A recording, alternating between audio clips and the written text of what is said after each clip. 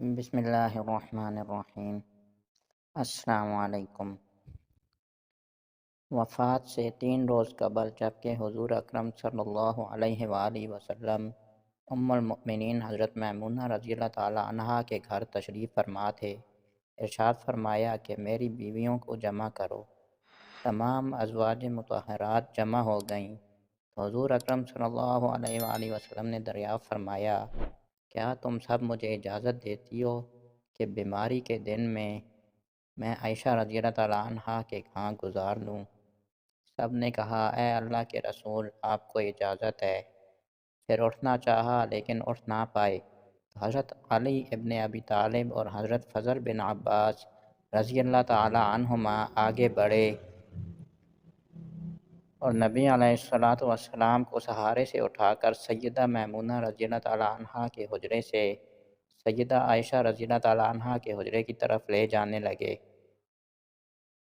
اس وقت صحابہ کرام رضی اللہ تعالیٰ عنہم نے حضور اکرم صلی اللہ علیہ وآلہ وسلم کو اس بیماری اور کمزوری کے حال میں پہلی بار دیکھا تو گھبرا کر ایک دوسرے سے پوچھنے لگے، رسول اللہ صلی اللہ علیہ وآلہ وسلم کو کیا ہوا؟ رسول اللہ صلی اللہ علیہ وآلہ وسلم کو کیا ہوا؟ چنانچہ صحابہ مسجد میں جمع ہونا شروع ہو گئے اور مسجد نبوی میں ایک رش لگ گیا۔ آن حضرت صلی اللہ علیہ وآلہ وسلم کا پسینہ شدت سے بہہ رہا تھا۔ حضرت عائشہ رضی اللہ تعالیٰ عنہا فرماتی ہیں کہ میں نے اپنی زندگی میں کسی کا اتنا پسینہ بہتے نہیں دیکھا۔ فرماتی ہیں میں رسول اللہ صلی اللہ علیہ وآلہ وسلم کے دست مبارک کو پکڑتی اور اسی کو چہرہ اقدس پر پھیرتی، کیونکہ نبی علیہ السلام کا ہاتھ میرے ہاتھ سے کہیں زیادہ محترم اور پاکیزہ تھا۔ مزید فرماتی ہیں کہ حبیب خدا علیہ السلام سے بس یہی ورد سنائی دے رہا تھا کہ لا الہ الا اللہ، بے شک موت کی بھی اپنی سختیاں ہیں۔ اسی اثناء میں مسجد کے اندر حضرت صلی اللہ علیہ وآلہ وسلم کے بارے میں خوف کی وجہ سے لوگوں کا شور بڑھنے لگا۔ نبی علیہ السلام نے دریافت فرمایا، یہ کیسی آوازیں ہیں؟ عرض کیا گیا کہ اے اللہ کے رسول، یہ لوگ آپ کی حالت سے خوفزدہ ہیں۔ ارشاد فرمایا کہ مجھے ان کے پاس لے چلو۔ پھر اٹھنے کا ارادہ فرمایا لیکن اٹھ نہ سکے تو آپ علیہ السلام پر 7 مشکیزیں پانی کے بہائے گئے۔ تب کہیں جا کر کچھ افاقہ ہوا تو سہارے سے اٹھا کر ممبر پر لایا گیا۔ یہ رسول اللہ صلی اللہ علیہ وآلہ وسلم کا آخری خطبہ تھا اور آپ علیہ السلام کے آخری کلمات تھے۔ فرمایا، اے لوگو، شاید تمہیں میری موت کا خوف ہے۔ سب نے کہا، جی ہاں اے اللہ کے رسول۔ ارشاد فرمایا، اے لوگو، تم سے میری ملاقات کی جگہ دنیا نہیں، تم سے میری ملاقات کی جگہ حوض کوثر ہے۔ اللہ کی قسم، گویا کہ میں یہیں سے اسے حوض کوثر کو دیکھ رہا ہوں۔ اے لوگو، مجھے تم پر تنگ دستی کا خوف نہیں بلکہ مجھے تم پر دنیا کی فراوانی کا خوف ہے کہ تم اس کے معاملے میں ایک دوسرے سے مقابلے میں لگ جاؤ گے جیسا کہ تم سے پہلے پچھلی امتوں والے لگ گئے، اور یہ دنیا تمہیں بھی ہلاک کر دے گی جیسا کہ انہیں ہلاک کر دیا۔ پھر مزید ارشاد فرمایا، اے لوگو، نماز کے معاملے میں اللہ سے ڈرو، اللہ سے ڈرو، نماز کے معاملے میں اللہ سے ڈرو، یعنی عہد کرو کہ نماز کی پابندی کرو گے اور یہی بات بار بار دہراتے رہے۔ پھر فرمایا، اے لوگو، عورتوں کے معاملے میں اللہ سے ڈرو، عورتوں کے معاملے میں اللہ سے ڈرو، میں تمہیں عورتوں سے نیک سلوک کی وصیت کرتا ہوں۔ مزید فرمایا، اے لوگو، ایک بندے کو اللہ نے اختیار دیا کہ دنیا کو چن لے یا اسے چن لے جو اللہ کے پاس ہے، تو اس نے اسے پسند کیا جو اللہ کے پاس ہے۔ اس جملے سے حضور صلی اللہ علیہ وآلہ وسلم کا مقصد کوئی نہ سمجھا، حالانکہ ان کی اپنی ذات مراد تھی، جبکہ حضرت ابوبکر صدیق رضی اللہ تعالیٰ عنہ وہ تنہا شخص تھے جو اس جملے کو سمجھے اور زار و قطار رونے لگے اور بلند آواز سے گریہ کرتے ہوئے اٹھ کھڑے ہوئے اور نبی علیہ السلام کی بات قطع کر کے پکارنے لگے، ہمارے باپ دادا آپ پر قربان، ہماری مائیں آپ پر قربان، ہمارے بچے آپ پر قربان، ہمارے مال و دولت آپ پر قربان۔ روتے جاتے ہیں اور یہی الفاظ کہتے جاتے ہیں۔ صحابہ کرام رضی اللہ عنہم ناگواری سے حضرت ابوبکر صدیق رضی اللہ تعالیٰ عنہ کی طرف دیکھنے لگے کہ انہوں نے نبی علیہ السلام کی بات کیسے قطع کر دی۔ اس پر نبی کریم صلی اللہ علیہ وآلہ وسلم نے حضرت ابوبکر رضی اللہ تعالیٰ عنہ کا دفاع ان الفاظ میں فرمایا: اے لوگو، ابوبکر کو چھوڑ دو کہ تم میں سے ایسا کوئی نہیں کہ جس نے ہمارے ساتھ کوئی بھلائی کی ہو اور ہم نے اس کا بدلہ نہ دے دیا ہو، سوائے ابوبکر کے کہ اس کا بدلہ میں نہیں دے سکا، اس کا بدلہ میں نے اللہ جل شانہ پر چھوڑ دیا۔ مسجد نبوی میں کھلنے والے تمام دروازے بند کر دیے جائیں سوائے ابوبکر کے دروازے کے کہ جو کبھی بند نہ ہوگا۔ آخر میں اپنی وفات سے قبل مسلمانوں کے لیے آخری دعا کے طور پر ارشاد فرمایا: اللہ تمہیں ٹھکانہ دے، تمہاری حفاظت کرے، تمہاری مدد کرے، تمہاری تائید کرے۔ اور آخری بات جو ممبر سے اترنے سے پہلے امت کو مخاطب کر کے ارشاد فرمائی وہ یہ کہ اے لوگو، قیامت تک آنے والے میرے ہر ایک امتی کو میرا سلام پہنچا دینا۔ پھر آن حضرت صلی اللہ علیہ وآلہ وسلم کو دوبارہ سہارے سے اٹھا کر لے جایا گیا۔ اسی اثناء میں حضرت عبد الرحمن بن ابی بکر رضی اللہ تعالیٰ عنہ خدمت اقدس میں حاضر ہوئے اور ان کے ہاتھ میں مسواک تھی۔ نبی اکرم صلی اللہ علیہ وآلہ وسلم مسواک کو دیکھنے لگے لیکن شدت مرض کی وجہ سے طلب نہ کر پائے۔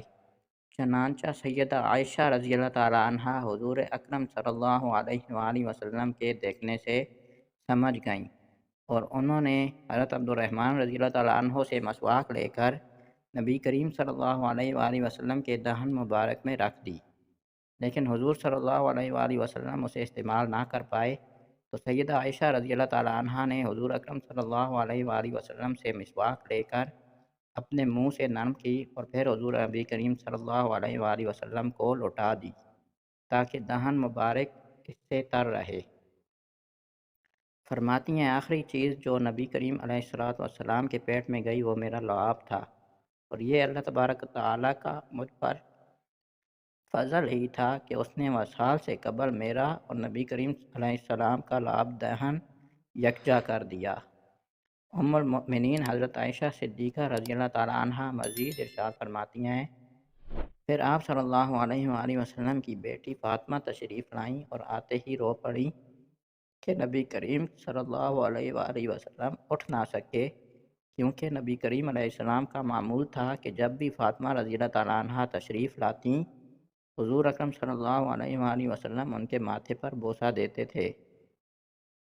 حضور صلی اللہ علیہ وآلہ وسلم نے فرمایا: اے فاطمہ قریب آ جاؤ۔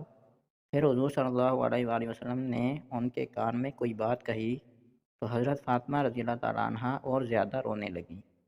انہیں اس طرح روتا دیکھ کر حضور صلی اللہ علیہ وآلہ وسلم نے پھر فرمایا: اے فاطمہ قریب آؤ۔ دوبارہ ان کے کان میں کوئی بات ارشاد فرمائی تو وہ خوش ہونے لگیں۔ حضور اکرم صلی اللہ علیہ وآلہ وسلم کے وصال کے بعد میں نے سیدہ فاطمہ رضی اللہ تعالیٰ عنہ سے پوچھا تھا کہ وہ کیا بات تھی جس پر روئیں اور پھر خوشی کا اظہار کیا۔ سیدہ فاطمہ رضی اللہ تعالیٰ عنہ کہنے لگیں کہ پہلی بار جب میں قریب ہوئی تو فرمایا: فاطمہ میں آج رات اس دنیا سے کوچ کرنے والا ہوں، جس پر میں رو دی۔ جب انہوں نے مجھے بے تحاشا روتے دیکھا تو فرمانے لگے: فاطمہ میرے اہل خانہ میں سب سے پہلے تم مجھ سے آ ملو گی، جس پر میں خوش ہو گئی۔ سیدہ عائشہ رضی اللہ تعالیٰ عنہ فرماتی ہیں پھر آن حضرت صلی اللہ علیہ وآلہ وسلم نے سب کو گھر سے باہر جانے کا حکم دے کر مجھے فرمایا: عائشہ میرے قریب آ جاؤ۔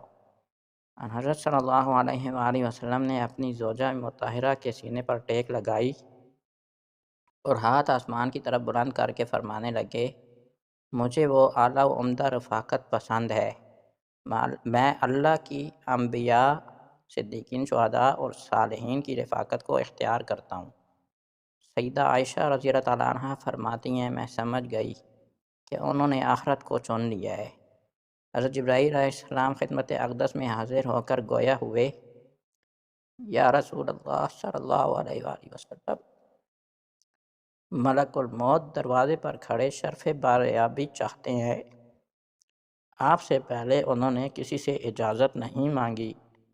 آپ علیہ السلام نے فرمایا: جبرائیل اسے آنے دو۔ ملک الموت نبی کریم صلی اللہ علیہ وآلہ وسلم کے گھر میں داخل ہوئے اور کہا: السلام علیکم یا رسول اللہ، مجھے اللہ نے آپ کی چاہت جاننے کے لیے بھیجا ہے۔ کیا آپ دنیا میں ہی رہنا چاہتے ہیں یا اللہ سبحانہ و تعالیٰ کے پاس جانا پسند کرتے ہیں؟ فرمایا مجھے اعلیٰ و عمدہ رفاقت پسند ہے، مجھے اعلیٰ و عمدہ رفاقت پسند ہے۔ ملک الموت ان حضرت صلی اللہ علیہ وآلہ وسلم کے سرہانے کھڑے ہوئے اور کہنے لگے، اے پاکیزہ روح، اے محمد بن عبداللہ کی روح، اللہ کی رضا و خوشنودی کی طرف روانہ ہو، راضی ہو جانے والے پروردگار کی طرف جو غضبناک نہیں۔ سیدہ عائشہ رضی اللہ تعالیٰ عنہ فرماتی ہیں، پھر نبی کریم صلی اللہ علیہ وآلہ وسلم ہاتھ نیچے آن رہا اور سر مبارک میرے سینے پر بھاری ہونے لگا۔ میں سمجھ گئی کہ ان حضرت صلی اللہ علیہ وآلہ وسلم کا وصال ہو گیا۔ مجھے اور تو کچھ سمجھ نہیں آیا، تو میں اپنے حجرے سے نکلی اور مسجد کی طرف کا دروازہ کھول کر کہا، رسول اللہ صلی اللہ علیہ وآلہ وسلم کا وصال ہو گیا۔ مسجد آہوں اور نالوں سے گونجنے لگی۔